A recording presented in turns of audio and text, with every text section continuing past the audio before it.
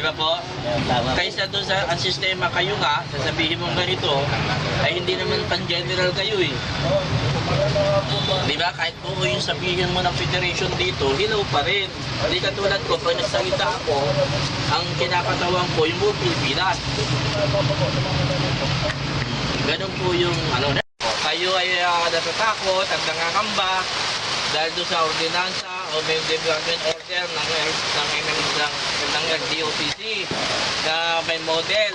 Ngayon kami po sa susunod na 2 taon, ngayong taon ay hindi na covered na po kami dun sa parte na sinasabi department order. Ano sa mga ibig sabihin dyan? Phase out. Ngayon, bigyan mo. Ngayon, request natin, kami po ay susunod sa gobyerno. Pero bigyan mo kami ng another extension na makaipon kami ng pandown sa bago. O, yun naman ang pamatay natin doon. O, di mo parang consideration na hinihingi natin. Okay, hindi pa tayo walang yan dating sa masa. Paawa pa yung dating natin. Sa pamamagitan lang ng sulat ninyo. Dahil yung sulat ninyo na naka-attach sa akin, yun mismo nagbibigay ng right sa akin na ako na yung nagpapaliwanag sa letterhead ko.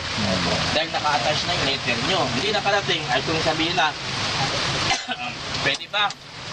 Yung buong federation ng DAIT na parang gusto ay hingi ng dialogue sa ganitong lugar. O, hindi padali natin dito yung UTC, dali natin dito yung LTFRB, at dali na rin natin dito yung LTO para yung lahat ng problema.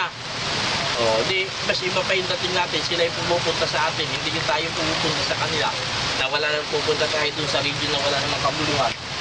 Anong buhay ng region? Ituturo, department order, ituturo mo sa region. Yung region naman, pakitang tao lamang, kunyari, i-endorse lang yung letter ninyo, sasabihin, i-endorse nga lang namin sa DOTC. Disuntok sa buwan.